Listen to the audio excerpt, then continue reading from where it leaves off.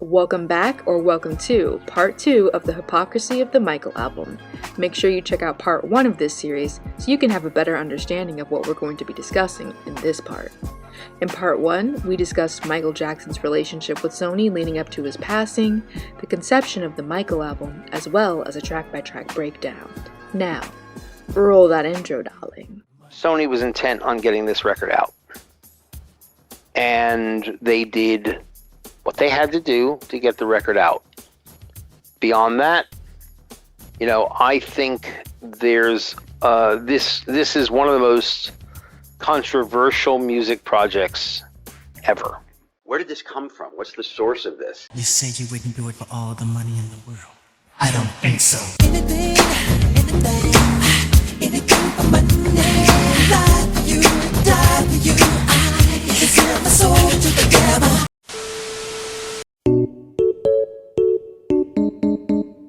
Whether you like it or not, that's Michael singing on that album. That's Michael Jackson. So definitely it's Mike on the track. Yes, man. promise you. It's Michael singing on that album. This is Michael's voice. Michael absolutely wanted these songs released. Michael did it for his fans. They're saying it's not perfect, but this is Michael's, his art. I can tell you that it is Michael's voice. He recorded right there in my basement. Believe me, this is really Michael's voice. Yeah. Whoever says whatever, I mean, I really don't care what anybody say about it. I know it, and I've worked with him longer than anybody else who can comment about it. But I do know it's Michael singing on this album. He's smiling at us right now. It's just what I want you all to do. So, you've heard me mention this man's name the entire video without really going into detail about who he is. Well, this is Eddie Cascio, and this is the Cascio family. So, Michael met the boy's father, Dominic Cascio, at the Hemsley Palace Hotel in New York, and he was a regular visitor during this time. This was back in the mid-80s after the release of Thriller around 1984. You could refer to this as the Thrad era, if you will. Is this a thing? Anyway, child.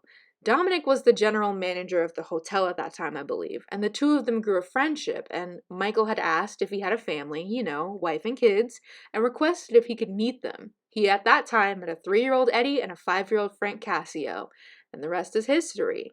They would celebrate holidays together, have family meals, and the boys even went on tour with him during the Dangerous era. One thing I want to say about the Cascios, before I start throwing shade at Eddie, and a little at Frank, I didn't forget about you, is that they've known Michael their whole lives and have never once slandered him in the press, accused him of doing inappropriate things with them, or used his name and connection to him for notoriety. Well, maybe not that last one. But the Cascio family stood by Michael through every trial and tribulation in his life, and I'm grateful that he at least had one thing that wasn't tainted, from what it seems at least. But what's funny is this is how Michael Jackson met a lot of people in his life, through small interactions and then seemingly becoming part of their family, only for them to later backstab him. Sometimes I really wish he wasn't so nice and easily trusting of people, because ultimately it was his downfall. But this is the same man that more than anything just wanted companionship and would walk the streets alone at night just to find someone to talk to. I used to be very lonely, painful thoughts. So, you have no idea. I used to walk the streets looking for people to talk to. And it truly breaks my heart. Like, this man sacrificed so much and was so isolated from normalcy, and y'all really be on that fucking Blue Bird app every week tearing him down. Bitch, I'm disgusted. So, the Cascios actually had a home makeshift recording studio in their basement as shown here. And it even had a wooden dance floor so MJ could dance and work on tracks, as well as a bed and TV for him. In the interview he did on the Oprah show, Eddie Cascio states, he was training every morning. He'd dance, and I would be right there next to him dancing. Years later, fast forward to, I would say, the beginning of '07, he came ready to work. And that's what we did. We spent long hours in the studio recording. and what came out of those hours working allegedly were 12 tracks. He claims these tracks were sung to completion by MJ and written by him, Eddie, and someone named James Porte, who is a music mixer, engineer, and writer, and has worked with many artists like Nas, Ginuwine, Luther Vandross, and Boyz II Men. I guess. The 12 tracks are Monster, Keep Your Head Up, Breaking News, Water, Burn Tonight, Black Widow, Ready to Win, Soldier Boy, Let Me Fall in Love, /Fall in Love, All I Need, Stay / Carry On, and Everything's Just Fine / Alright. These tracks have all been leaked online, so if you want to listen to them for yourself, you can. I have on my own time, and again, something just ain't right. And I don't know what to tell you. A podcast by the name of Moonwalk Talks has actually talked about this subject of the Casio tracks. So if you want to check that out, a link for it will be in the description. He says that MJ has alleged many times that he writes hundreds of songs per album, but just because he writes them doesn't mean he necessarily finishes them all. MJ always kind of just wrote or composed bits and pieces and would come back to them at later dates, like if he planned to actually put them on an album. I mean, just look at the song in the back where he says da da da da da da for 30 seconds straight.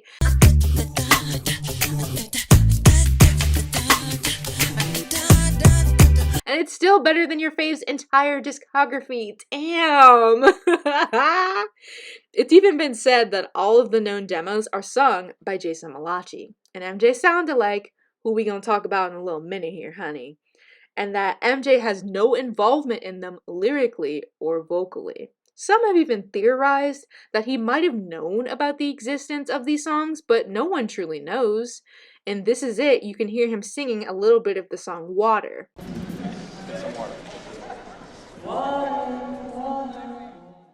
So maybe he did know about them, but knowing about them and singing on them are two different things. I mean, although MJ was close with Eddie Casio, I don't think he put his vocals on something that was trash. I mean, other than, what's up with you? Ooh, child, this Earl Grey hittin'. So sometime after MJ's death, Eddie and James Porte approached Sony with these 12 tracks on a disc entitled Bible. It's been referred to as the Bible album. Frank Casio even had it up for auction at one point. The Bible, which is what it's called. Here are the names of the songs: Monster, Breaking News, Stay. Some of these other songs are reworks. Could this be an extraordinarily valuable CD? Some suggest the bidding will start at $50,000. If you could release the music, it's obviously worth a lot more than that. I think there's a very open question about whether you could release the music or not. Yeah. But I think he decided to take it down as it was garnering media attention, and he would rather sell it privately. But the starting bid was like $50,000 for fake Michael Jackson? Ew! And for someone that claimed to have so much love for MJ, why are you selling his stuff to begin with? Like, I mean, I have no idea if any of the money for sold items went to charity or the Jackson Family Trust or directly in their pockets, but ew! So, Sony struck up a deal with Eddie and James, gave them a quick bag, I think it was $5 million, don't quote me, took the tracks, and were on their merry way. Yes, I'm coming for Frank Casio too. Did you think this was a game? Now, was Frank Casio inherently involved in the creation of these tracks?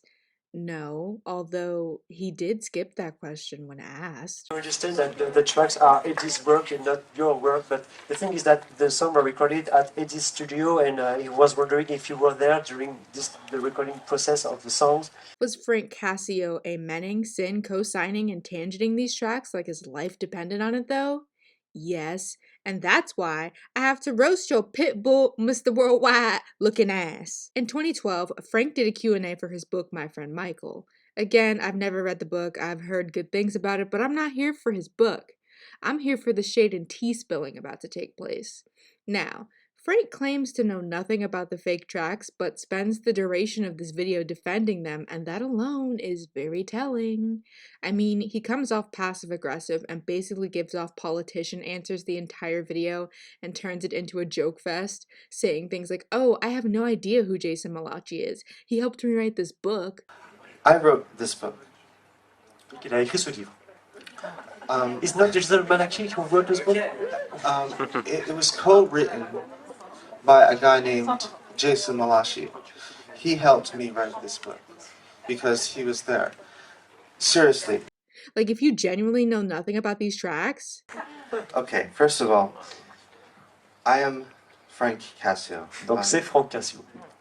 It's good to meet you. My brother's name is Eddie Cassio. Son frère est Eddie Cassio. I have nothing to do with the Michael album. Then shut the fuck up, Franklin. Don't be a sheep. I feel like he was covering shit up for Eddie, allegedly. I mean, that is his brother. I also feel like Eddie, allegedly, could have talked to Frank before this and maybe coached him on what to say in case this was brought up. In some ways, it sucks to have to be grilled about something your brother did, but at the same time, Eddie, to my knowledge, hasn't done any interviews coming out and saying anything. Maybe he legally can't since he's, you know, being sued and all that. But Frank wanted to die on this hill that breaking news had leaked prior to being released, and that he didn't know who was singing on the leaked version. You know, breaking news was leaked. Remember when breaking news was leaked? I also said, who's singing the song? That wasn't the song. That wasn't the right version. C'était pas la bonne version, selon lui.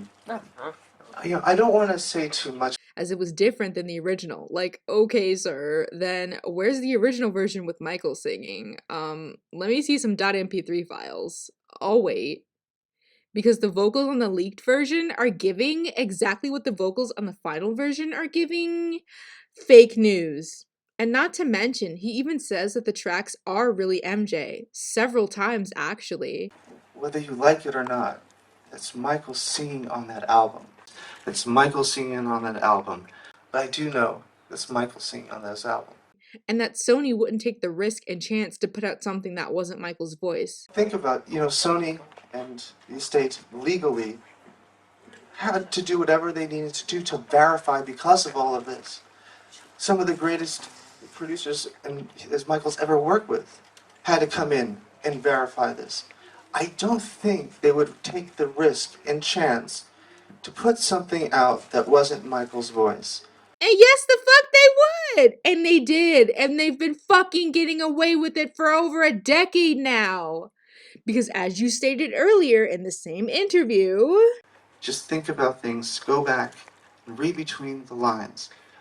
When anything to do with Michael, when there's money involved, jealousy involved. Frank's words about this project bother me so much because it's like he seemed like he had a closer connection to Michael, one that Eddie didn't have. I mean, MJ even hired Frank to work for him at some point. Of course he got fired. And they even had a falling out, not over the job, but because there was some kind of miscommunication about Frank testifying for the trial that took place in 2005.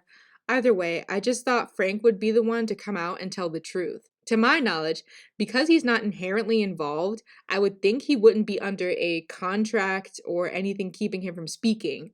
Although, you never know. Sony is a scary-ass corporation, bro. Whatever. I'm done with you, Franklin. Wait, let me see if I have one more joke here. Your Highness, I'm sure it's not that noticeable.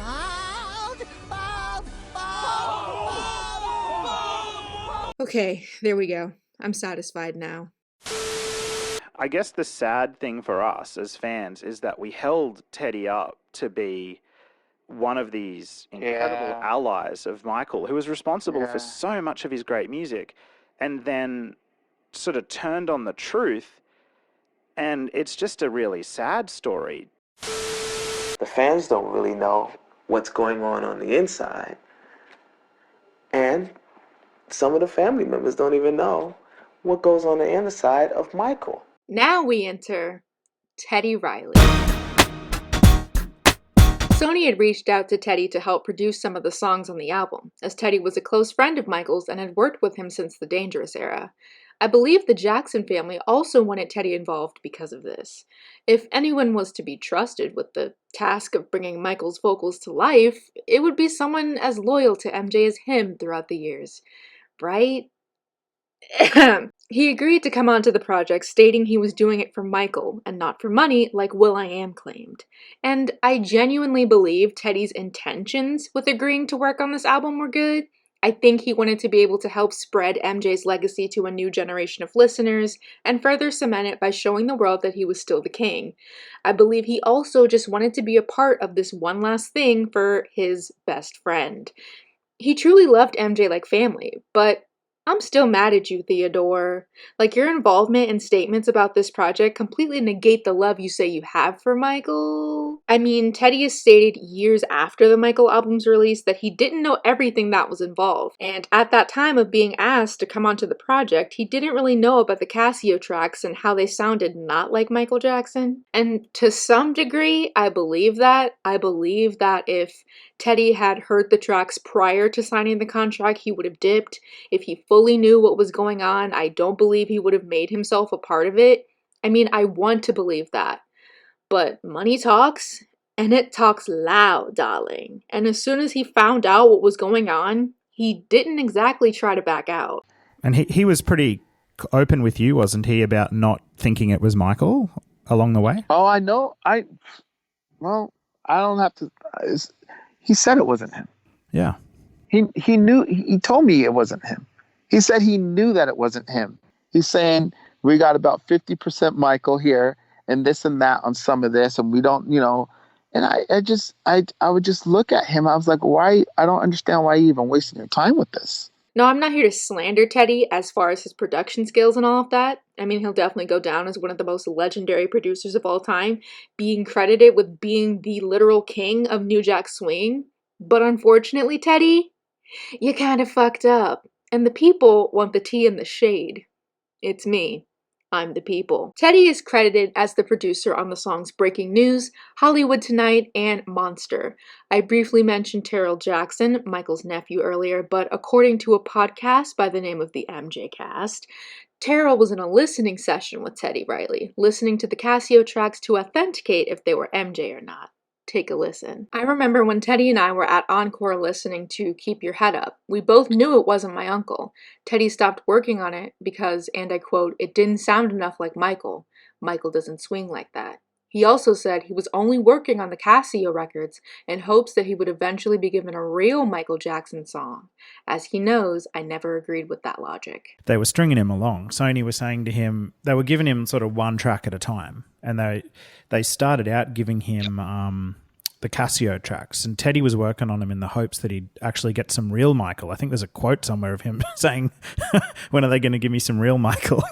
And then eventually they gave him things like Hollywood Tonight, and he started working on real Michael Jackson. And sis, I don't agree with that logic either. Like, why continue working on something you know isn't Michael? Although I know it's not that simple, as Teddy was in a contract with Sony, and trying to get out of it or breach the contract definitely would have landed him in some boiling hot water.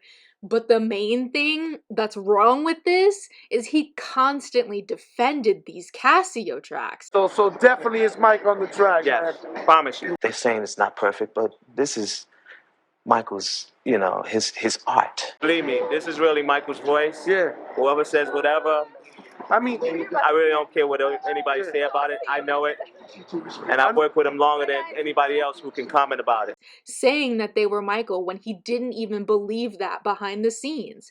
According to Terrell and Michael Jackson's photographer Harrison Funk, who was also featured in an episode of the MJ Cast. So let me fill your cups real quick. That is my take.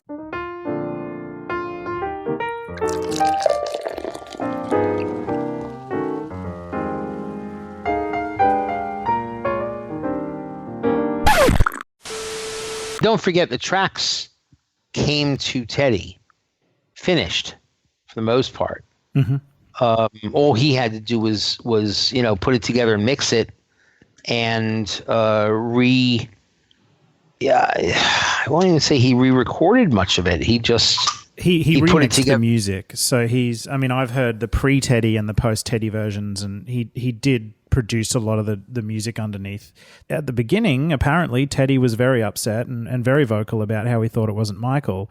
But at some point, and he was expressing to Sony his concern, but at some point decided mentally within himself to, subdue those concerns for him to be able to continue to work on more Michael, and that's when the falling out happened, I guess. Like, this man was literally willing to fight to the death, burn bridges with the Jackson family, especially Terrell, along with Frank and Eddie, to say MJ was 100% on these tracks, and did so on national TV on the Oprah show. Like, that's absolutely fucking disgusting. Like, bro, if I was Teddy, my chest would be hurting, dude. Like, I'd be tossing and turning every night having to lie and betray MJ like that. Like, nor, that could not be me, sis.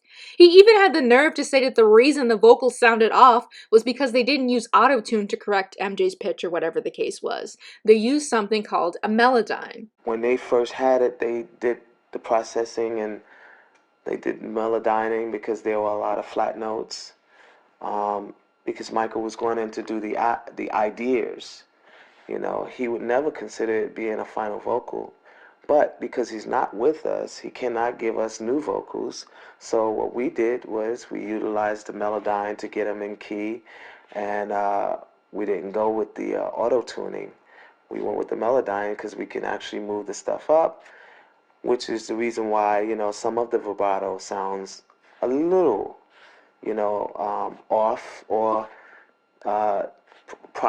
over-process.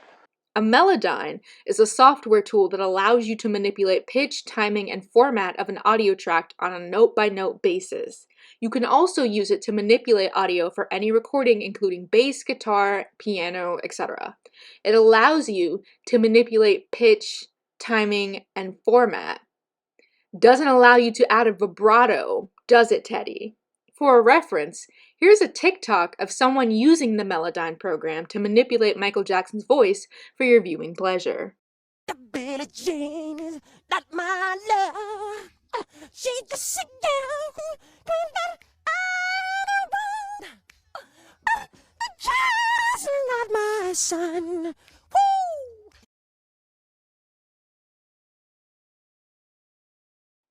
What I don't understand is that Teddy says that the vocals he got from the Casios weren't good and had to be heavily edited, therefore making them sound overprocessed on the final project. What? Okay, the year is 2010, right? So technology was pretty far advanced, and you're telling me that a billion-dollar company such as Sony can't afford the technology, the engineers, and whatever the hell else to make the audio sound better? And plus, as I stated before, it doesn't matter how many MJ ad-libs you add from previously released MJ songs or how much Melodyne you used, you can't make someone sound like Michael Jackson who isn't Michael Jackson, period. And if Eddie Casio really recorded with MJ in that SoundCloud nigga-ass looking setup that was shown on the Oprah show, it's no wonder the audio was shit, okay? And as a matter of fact, that setup looks staged as fuck. Allegedly, please don't sue me, thank you. I also don't like the fact that Teddy said MJ would have loved the controversy this album was stirring up. Would Michael have liked the heat on this new album? Did he like the controversy? Love. He lives controversy. Mm-hmm. Yeah. He lives for So the fact that we're sitting here going, is it or isn't it? Exactly. He would like it. He's smiling at us right now. It's just what I want you all to do. Like, I know Michael loved to get people talking, questioning what he was going to do next or why he did certain things, but I don't think he would have liked people questioning the authenticity of his vocals, Teddy. MJ was serious about his craft, and I don't think that something like that would have sat well with him. The kind of controversy that MJ thrived off of was just to get people talking and antsy, to really shock people and wonder what he's gonna do next. Like when he did the Panther dance in the extended version of Black or White, or when he did the song In the Closet, and it was his first real song with sex appeal and lust. And this is why the MJ stans were dragging this man on Twitter. This is why we were mad at him, because you were trying to fool us that Michael Jackson was singing on those tracks, and like, do you think we're dumb? Like, you don't even believe this shit, Teddy? Like, it's one thing for Sony to try to pull the wool over our eyes, but you, Teddy, a longtime collaborator and friend of Michael, that's some bullshit, and you know it, man. And then to have the nerve to go off on the MJ stands multiple times on Twitter in a series of tweets talking about some like, this is for everyone that want to point fingers. You asked me questions, I gave my answer and what I can disclose. Here's my quote, and forever whoever don't believe me, fuck you. I was called on this project by the estate, Sony, and the family co-signed it. These songs are created by the Casios. I did not write the song. I was called in to mix and finish what I was given without compensation, only because of Michael. Only because of Michael and the Jackson family, who felt I should be on the project because of my relationship with Michael. All of the producers that worked on this project got paid before they worked. At the last minute of working on this project, these issues about MJ vocals not being real came into par. The vocals, yes, I feel they are MJ Box. They are very processed. The vocals I was given to me from the Casios was all I had to work with. I can't and no one can prove anything but MJ. I've worked with MJ 4 times. We spent 1 year and 2 months together working on Dangerous, 6 months on History, 2 months on Adam Family, and 6 to 8 months on Invincible. All of these projects in the past 20 years. Michael is not here to voice himself and let you know the truth. I asked the company to bring everyone, professionals, friends, family, and the people who worked with Michael many years before me. Everyone said it. It's Michael, except for the family who says it's not, because there's no proof. All I'm gonna say here is that I believe it's MJ. The truth of it all is no one knows but MJ, and God knows.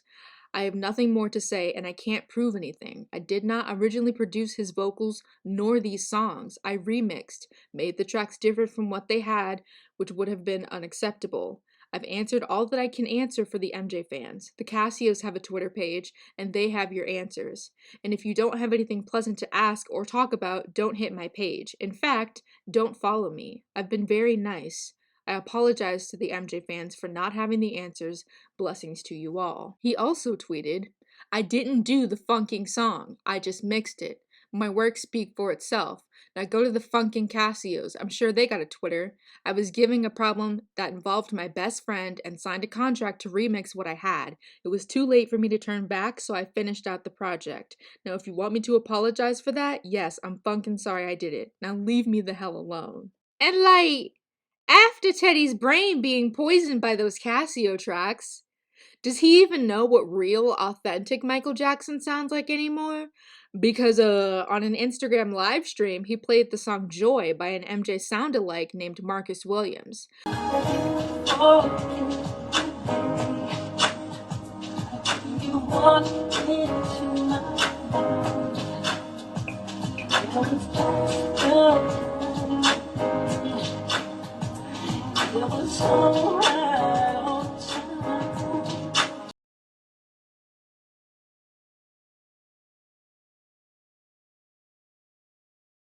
Now, for those that don't know, the song Joy by Blackstreet was written by MJ and Teddy for the Dangerous album. He recorded a demo version, but ultimately chose to keep the song off its final track listing. He did, however, provide uncredited backing vocals on the chorus of Blackstreet's version.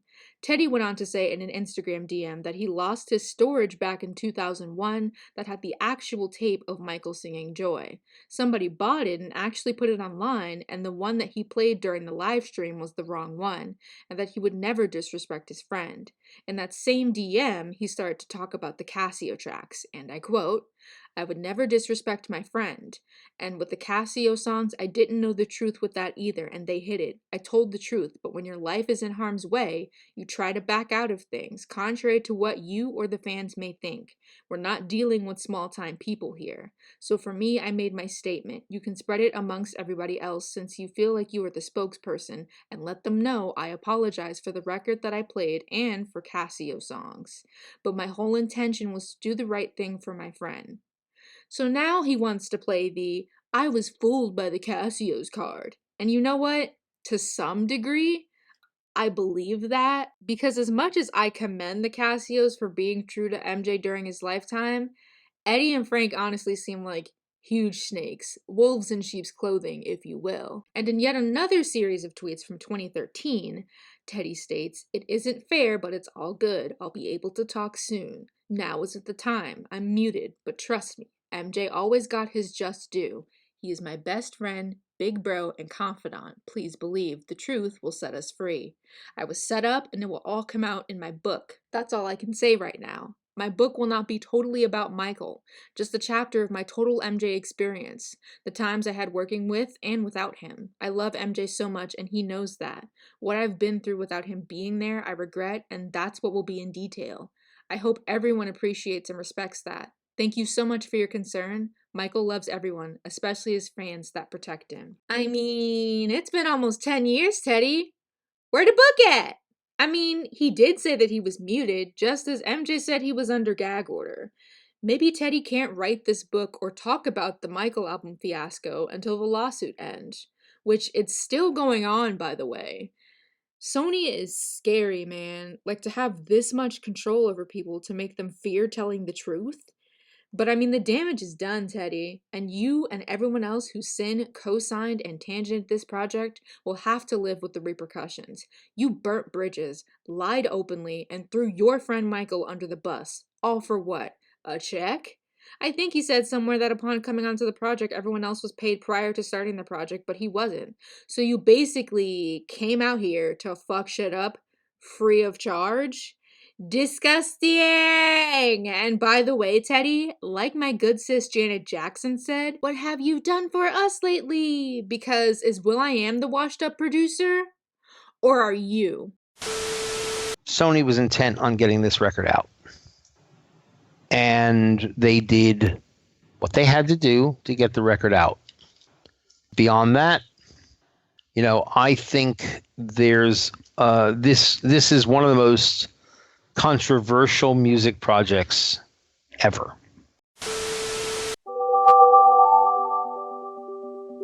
And now, on to you, Mr. Curtis 50 Cent Jackson. Now, as I said before, MJ was just a man who simply loved music of all kinds of genres. 50 Cent was one of Michael Jackson's favorite artists.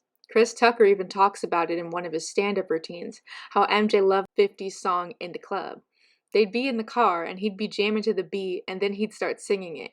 Can y'all actually imagine MJ in the car, popping and locking, singing, "You can find me in the club, bottle full of bub, lil' mommy I got the X, if you into taking drugs, I'm into having sex, I ain't even making love, so come give me a hug if you into getting rough." Nor, I mean, he was dancing to Ignition by R. Kelly.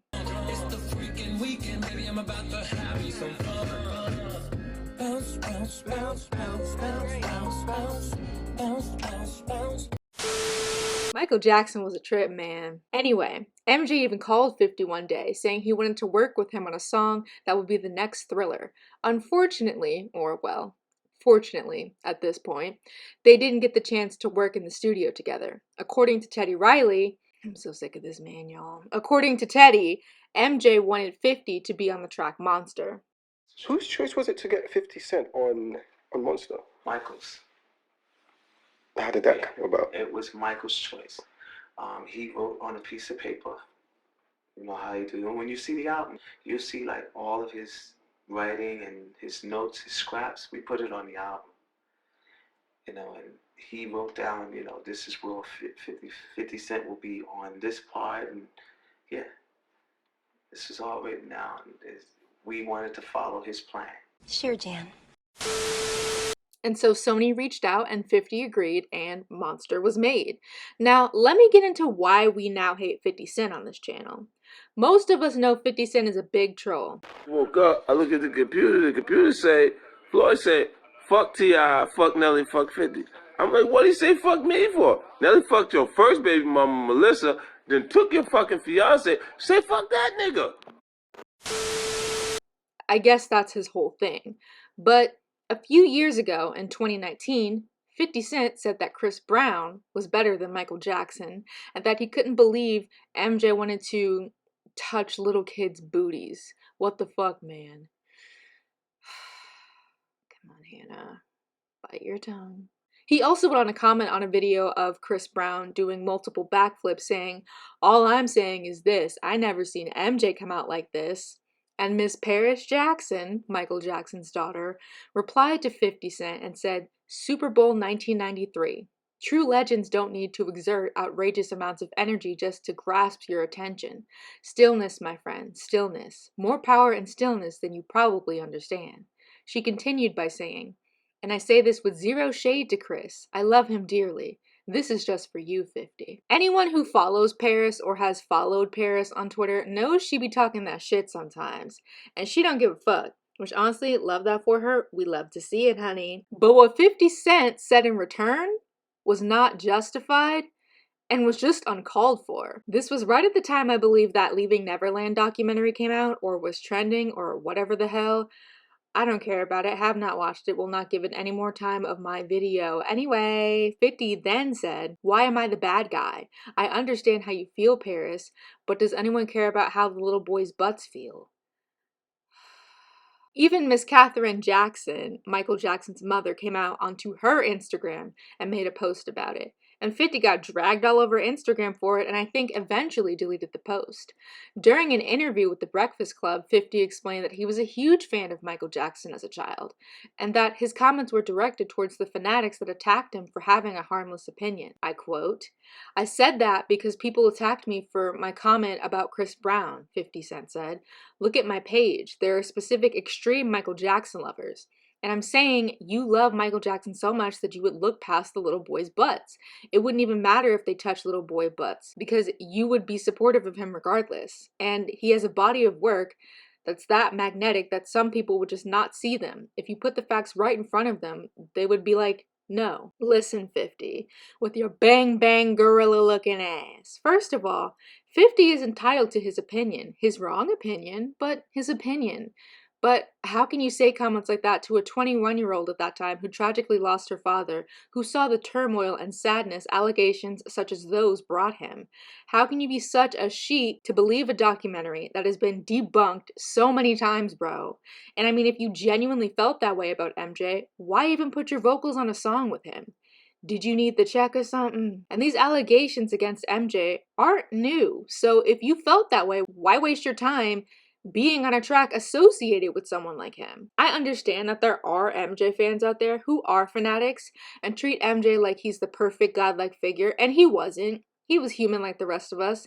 He did things that he probably shouldn't have, and that's okay, but he definitely didn't do what 50 was alleging with his comments. Now I'm not going to give this heifer any more of my time. Whether you like it or not, that's Michael singing on that album. I have never, ever in my entire life, ever heard of Jason Malachi. Alright, at this point in the video, you're probably wondering, okay Hannah, we get it. It's not Michael Jackson on those Casio tracks. So if it's not him, who the fuck is it? And honestly, well shit, your guess is as good as mine at this point. But it's said, allegedly, that all 12 of those Casio tracks I mentioned earlier are sung by an MJ sound-alike by the name of Jason Malachi. Jason Malachi is a singer who's literally only known for sounding like Michael Jackson. I mean, tell me I'm lying. Did I lie? Did I lie? Did I fucking lie?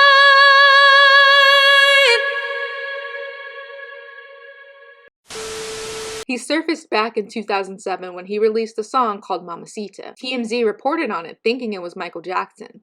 Allegedly. I don't know how true this is, so again, MJ fam, help me out with this one if I'm wrong, but I think MJ was aware of Jason Malachi and wanted to maybe work with him on a track. I'm unsure. Either way, I'm gonna play some samples of his work so you can hear him versus MJ. I tell you what, we'll play a game. Anybody here like games? Hello? Game time! You wanna be starting something, got to be starting something. Be starting something, got to be starting something. You wanna be right, you know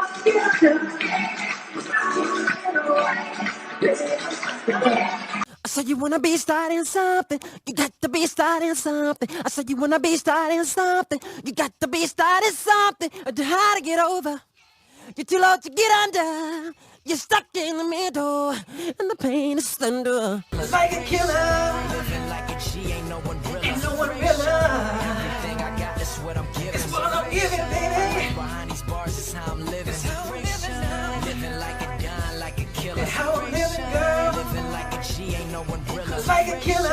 Everything I got is what I'm giving. It's how I'm living, girl. Like behind these bars is how I'm living. Yeah, I messed up.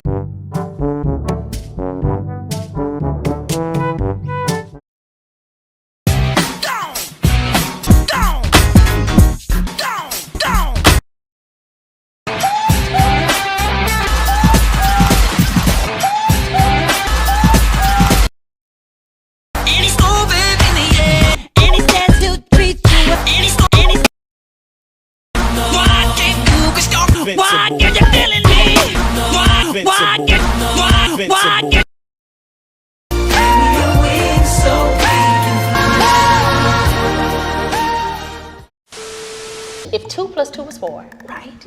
And 5 plus 5 is 10. Okay. What the fuck is this? I didn't see. The telltale sign is the vibrato in the notes Jason hits versus MJ's clean, crisp vocals.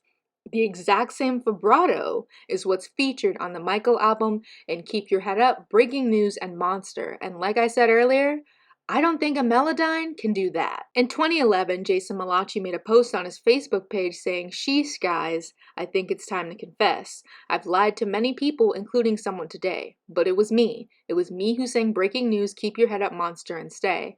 I had an agreement with the record company, but now the cat is out of the bag. Sorry to all my fans and fellow Michael Jackson fans." Now, this post has since been deleted, and he claims his Facebook page was hacked. Then, his manager denied Malachi sang any of the songs on the 2010 album. But I mean, the family thinks it's Jason. Terrell Jackson has spoken openly about this. And honestly, shout out to him for being so loud about this album and these fake tracks.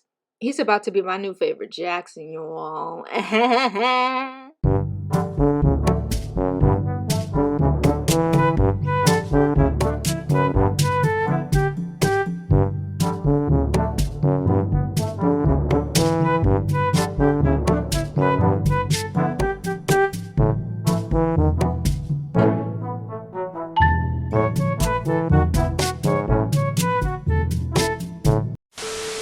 The fans think it's Jason, and as much as Sony and Teddy Riley want to think we're just dumb MJ fans and will buy anything with his name on it, they're wrong. Some of y'all have been fans since MJ was literally in the Jackson 5 and quite literally grew up with him. You think they won't be able to tell MJ from JM? Givenchy versus Great Value? Get the entire fuck out of here, bro. Bitch! If that's Michael Jackson! Living like a don, like a killer. Living like a G, ain't no one realer. Everything I got is what I'm giving. Then this is Michael Jackson! Well, the moment I seen her, I was in shock. So shocked to the things that I've just been shot. Shot down right there.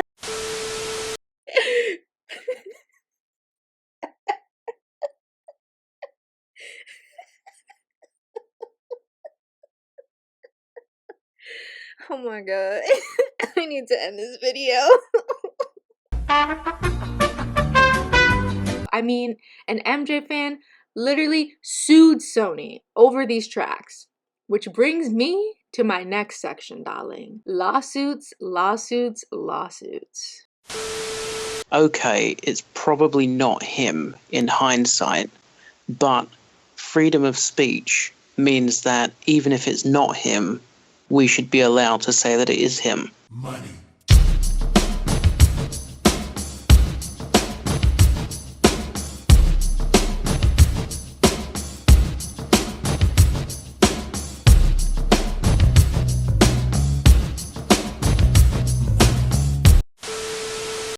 No, I would think he would tell me. Don't try to make a mess of this. Come on. You sued him, Mr. Jackson. Come on.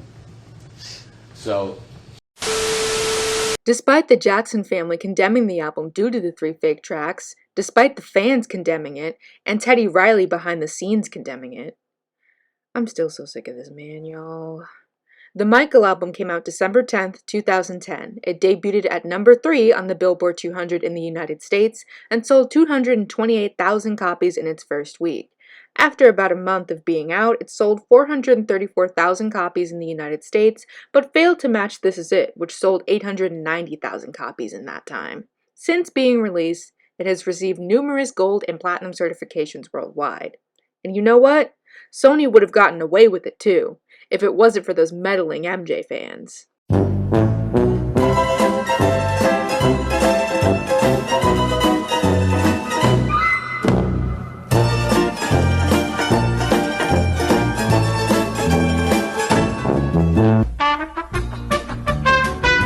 In 2014, a class action lawsuit was made against Sony Music, the MJ Estate, MJJ Productions, Eddie Casio, and James Porte for violation of consumer laws, unfair competition, and fraud by an MJ fan named Vera Sarova. Basically, Sony, the estate, and MJJ Productions were being sued for distributing these fake tracks and claiming they were MJ for a profit, and Eddie and James were sued for creating the fake material and committing fraud. Before really deep diving, I was under the assumption that only Sony was being sued because that's all that was mainly being talked about. But Eddie and James are also being sued, and you know what? We love to see it. Yes, ma'am. Look at God. Won't he do it, y'all? So basically, Sony is trying to claim that they weren't engaging in commercial speech by creating commercials or putting certain words on the album art or putting stuff on the internet about it. Commercial speech, meaning that they weren't trying to persuade consumers to buy the album and that wasn't their intent. The case concerns allegations that Appellants misleadingly marketed a posthumous Michael Jackson album entitled simply Michael. Sorova claims that the album cover and a promotional video wrongly represented that Jackson was the lead singer on each of the 10 vocal tracks on the album, when in fact, he was not the lead singer on 3 of those tracks. Sorova alleged claims under the Unfair Competition Law and the Consumers Legal Remedies Act. Sorova also brought a fraud claim against defendants Edward Joseph Cascio and James Victor Porte and the Cascio's production company Angelixon Productions LLC, alleging that those defendants knowingly misrepresented the appellants that Jackson was the lead singer on 3 of the tracks at issue, which are Monster, Breaking News, and Keep Your Head Up. So in 2016, Sony was trying to get themselves removed from the case as they were claiming that they were not engaging in commercial speech and shouldn't be on it. Vera fired back basically like, well, I can provide evidence showing that it's not Michael singing on these 3 tracks, and therefore proving that you were engaging in commercial speech by putting his image and name on a product that wasn't him and convincing consumers to buy. So Sony essentially pleaded no contest and conceded. Conceded meaning to admit that something is true or valid after first denying or resisting it. Saying, we don't want you to provide proof that it's not Michael. We don't care that you think it's not Michael. And we just want out of this lawsuit because we did not engage in commercial speech. And that even if it's technically not Michael on that album, or if it is, we've done nothing wrong because we're protected under the First Amendment, which is freedom of speech. Considering that the Michael album is artistic expression, and even if it's not MJ, the songs were created in the style of Michael Jackson or what you might expect from Michael. So therefore, we weren't lying to you. And even if we were, we're protected. And bitch, I'm gagging because their stance sounds so middle school. Like, we can do it because freedom of speech? Like, it's the equivalent of your mom telling you have to do something, you asking why, and your mom saying, because I said so. Plus, if y'all weren't engaging in commercial speech, what the frick frack dilly dack is this shit right here? Because it looks like y'all saying Michael Jackson performed all the songs on this album, which is giving commercial speech because, if, say, Jason Malachi's name was there, do you think us Michael Jackson fans would want to buy it? Wait, do y'all smell that? Because it smells like bullshit to me. After that, the judge was essentially like, so what you're telling me is you knowingly ripped off your consumers. And Sony had to scramble and come up with some more BS. So they claimed that at the time they got the songs, they didn't know they weren't Michael. And that if anyone's to blame, it's Eddie Cascio and James Porte. Because they're the producers and made the songs in their basement and failed to tell us they were fake. And it's not our fault we released them without knowing. Sony was really on them Shaggy vibes, talking about some, it wasn't me, because I was under the assumption before albums went out, the label or executives or a board or whatever would do a final listen, or am I wrong? Like, you're trying to convince us that during the entire production process, not one Sony executive walked in that room to at least hear what was going on. Not one person heard them struggle Jason Malachi vocals, allegedly. And y'all literally had a listening session to determine the authenticity of the tracks on the album. I mean, Terrell Jackson, Teddy Riley, and Harrison Funk confirmed that. A lot of producers were called. People that worked with MJ for decades were called in to determine the authenticity of these tracks. Or did y'all forget that? Corey and I, we went over to the meeting, and it seemed like it was supposed to go down without me being there. And we listened to the songs, and it was such an easy thing to prove that it's not him. It just, certain people started raising questions. At first, they were like, "That's him, that's him." And then upon, me saying, "Well, what is this? What is that? What is this?" And I think Michael Prince was one of the first to be able to raise his eyebrows on certain things, and that's when they asked for more files from the Casios and more proof and more this and more that. And another meeting would happen at the estate, and they promised hard drives, but nothing showed up, and they threw things away, and just a bunch of lies. Do you know what Horton hears? A bitch-ass liar. So then the judge was like, y'all engaged in commercial speech? Face the music. Oh, brother, this guy stinks! And Sony said, big fat fucking bet, and appealed and conceded again. And we're like, yeah, no, we didn't engage in commercial speech. I mean, even if it's not MJ, we can say that it is because First Amendment. Isn't it punishable by law to lie under oath? I'm just saying. That's why Xbox is better, bitch. So basically, Sony never admitted to saying verbatim 3 of these tracks are fake, but they've conceded both of these times at their own will, which is basically them admitting, but not admitting, that there is a possibility that the songs aren't Michael. They were just so focused on the commercial speech allegation. And of course, all of this information is from the channel The Violet Reality, where they had a discussion about the court case with Damian Shields. That video will be in the description for anyone who wants to watch it, although it is from 2018. Now, what's going on currently, though? According to an article on Damian Shields' official website published in April of 2020, it reads, earlier this year, on February 18th, 2020, plaintiff Vera Serova petitioned the Supreme Court for a second time after the Court of Appeal ruled that Sony Music and the estate of Michael Jackson should be allowed to sell fake songs as authentic Jackson material. The appeal court ruled that attributing the songs on the Michael album to Jackson was non-commercial artistic free speech, and was therefore protected by the First Amendment. The Supreme Court agreed with Serova that such a ruling is legally problematic. This means that Sony and the Jackson estate remain defendants in the case and will have to argue before the Supreme Court for their right to sell the songs, provided to Sony and the estate in 2010 by Jackson's longtime friend, Eddie Casio, even if they are fake. The parties will submit arguments over the next couple months. Oral arguments follow several months later, possibly in 2021. And ooh, girl, there's more. Shout out to Damian Shields for real. All articles I'm reciting will be in the description if you'd like to review them. Continuing on, once the case arrives back in the trial court, Serova will have the option to amend her complaint. This includes adding new defendants, such as Jason Malachi, who has been mentioned in connection to the vocals on the Casio tracks since before the songs were released in 2010. Serova revealed that in 2018, Malachi's lawyer reached out to both the Jackson estate and her lawyers, confirming Malachi's involvement. He proposed a meeting with both of the sets of lawyers under the notion that Malachi wanted to help settle the case. He did not say how exactly Malachi was involved, said Serova, revealing that he described Malachi's involvement as complicated. However, shortly after proposing the meeting, he had an about-face, canceled the meeting, and cut communication.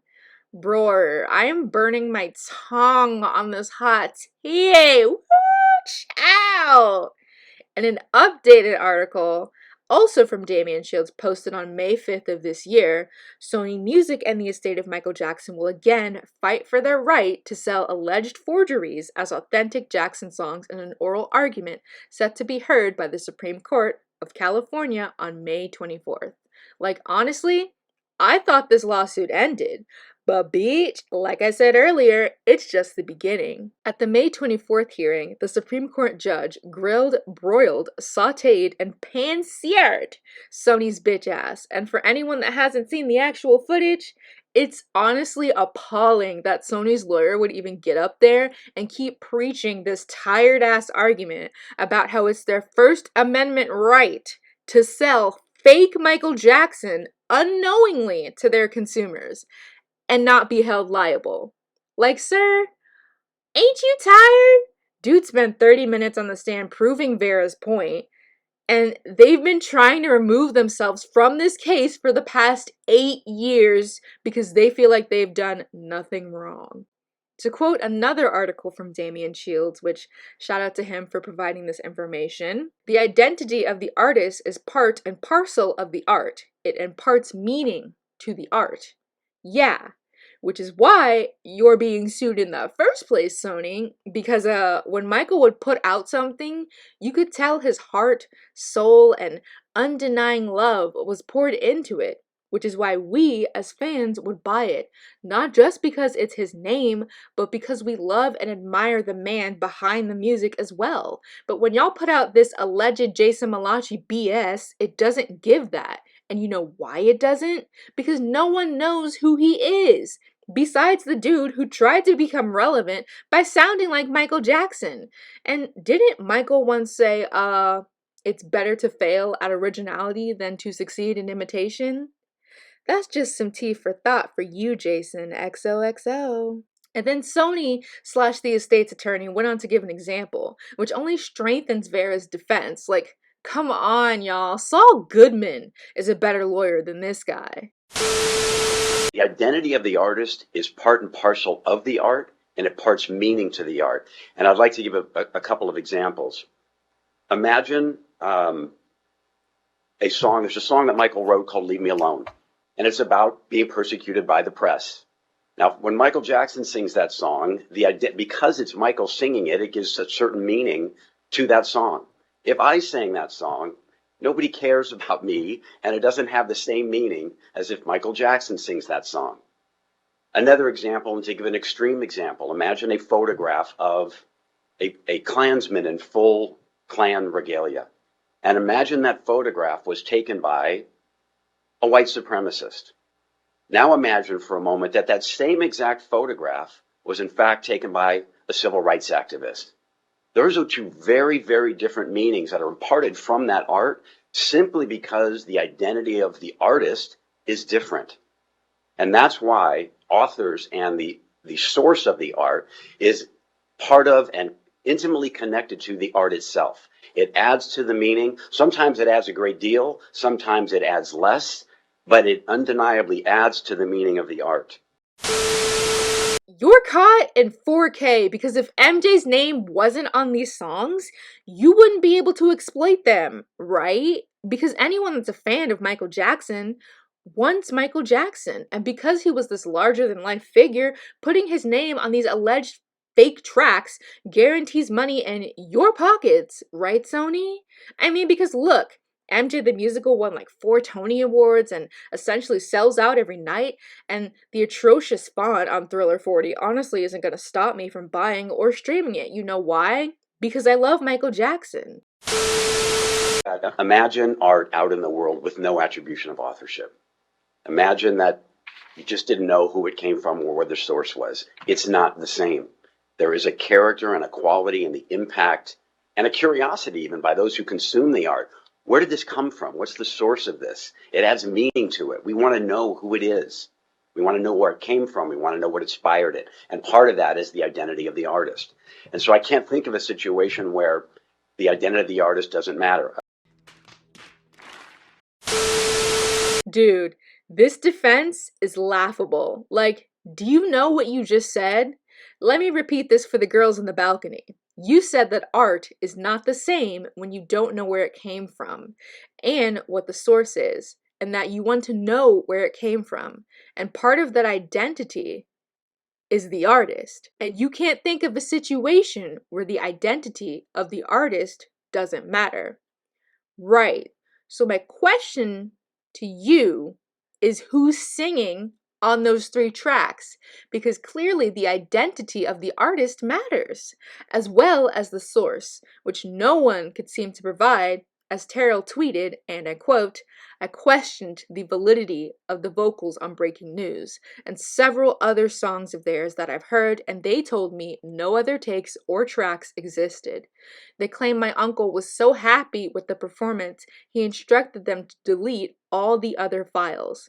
I had the honor to learn and watch my uncle record my entire life, and that is not how he worked. No outtakes, no other tracks, no backups, no proof. Roughly 10 songs they turned in. Same story for all of them. I asked for the computer it was created on. They said it broke. I asked for the original hard drive. They said it was destroyed. One dubious excuse after another. So, what's the tea? And Sony and the estate can sit here and blame Eddie Casio and James Porte all they want.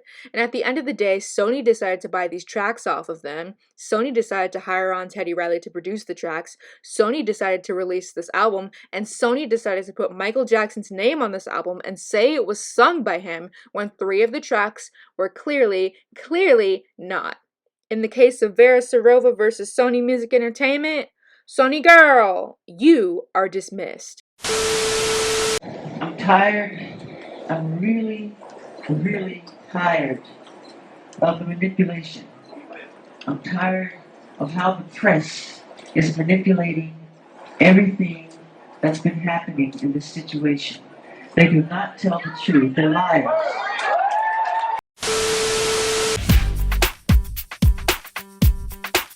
Now, I call this video the hypocrisy of the Michael album because Google defines hypocrisy as the practice of claiming to have moral standards or beliefs to which one's own behavior does not conform. Sony claimed to have been looking forward to creating a project to honor Michael and his legacy. Teddy Riley claimed to wanting to work on this album for his friend and that he would fight till the end of the world for Michael Jackson.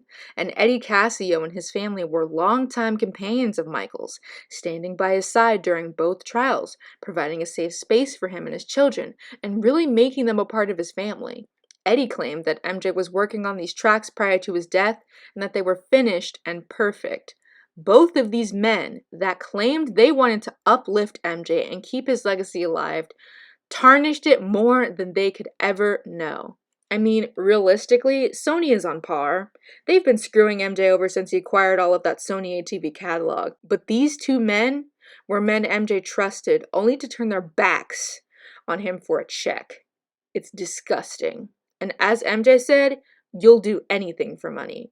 And what kind of company can actively get away with selling fake songs and sticking someone's name on them that's not them? I mean, really, I wholeheartedly feel that if any other artist from this current generation, someone on the caliber of Justin Bieber or Taylor Swift, were to suddenly and tragically pass away in the fashion that Michael Jackson did, and their labels wanted to release an album, the fans wouldn't have to second guess the vocals on the album. And if they did, their labels certainly wouldn't get away with it, as the fans and media would riot.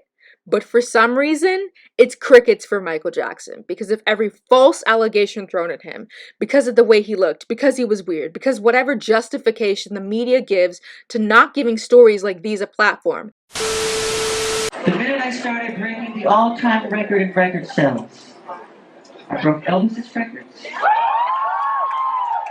I broke Beatles' records. The minute it became the all-time best-selling album in history of the Guinness Book of World Records, overnight, they called me a freak. They called me a homosexual. They called me a child molester. They said I tried to bleach my skin. They made everything to turn the public against me.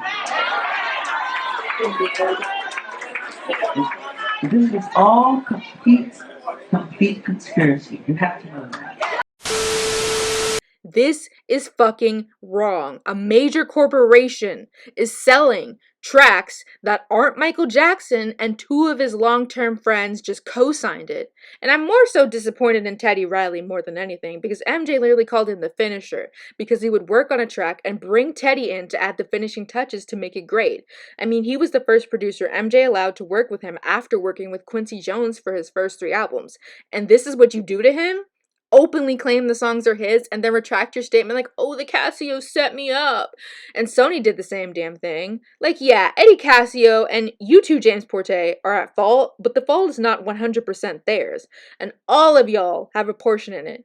And you too, Franklin, you didn't exactly come out and say the tracks were fake either. And as an only child, I can only understand sticking up for your sibling and having their backs so much. But I feel like the thing about siblings is you can always call them on their bluff. And for someone that loved Michael and took the time to write a book about him, you certainly dropped the ball. I've come to the consensus that If the Casio tracks were removed from the album, I don't think it would have been a bad project. Would it have been good? I mean, no, but mainly because it's not Michael Jackson's vision. It's not what he would have wanted to be heard or wanted it to look like. A Michael Jackson album coming out was an event. One of his short films premiering was an event. But this was just a statement, and not a good one at that. I mean, in all actuality, Escape wasn't that great either, but I mainly say that because every song on the Escape album was already leaked onto the internet prior to that album being out. So there was basically nothing on an album we hadn't already heard. But at least there was a version with the demos included, so we could hear what MJ potentially wanted the songs to sound like at the time that he created them. I don't know. Even in death, Michael Jackson can't catch a fucking break. People continue to turn on him for money, for clout, whatever the case may be, and it's disgusting and sad. And I hope one day you can finally rest in peace, Michael, and that people will leave you alone and respect your legacy. But until then, I'll do what Teddy Riley didn't do, and I'll fight for you until the end of the world. I just wanted to say, thank you so much for watching. I appreciate it. I appreciate all the love my Invincible video has gotten, as well as how we're almost halfway to 600 subs. I love the MJ community with all my heart, and I'm just glad to have a voice to promote the truth. I hadn't initially anticipated this project being this long, but this topic is honestly a never-ending rabbit hole of information, and I wanted to make sure that there was as much information as possible. I want to give a special shout out to Damian Shields for being such a great source of information, as well as for taking the time to look over my drafts and just being the real MVP. And don't sleep on him, y'all. Check him out because he's got something big in the works. And also shout out to the MJ cast, just because I love the MJ cast. And it's all for love on this channel, y'all. LOVE. I'd also like to know your thoughts. Do you like the Michael album? Do you think the Casio tracks are Michael singing? I want to keep this conversation going, darling. And if any of your work was featured in this video and is not cited, please let me know, as I want to make sure everyone is acknowledged. The citations page is linked in the description. And also, I apologize for my long absence, but just know, darling, I'm always working on something. And you can always talk to me, message me, or whatever on my socials, Twitter and Instagram at _Hannah Savage. Again, y'all, give the video a like if you enjoyed it. Let me know if there's any more Michael Jackson related content you want to see me dive into, and I will see you guys in my next video.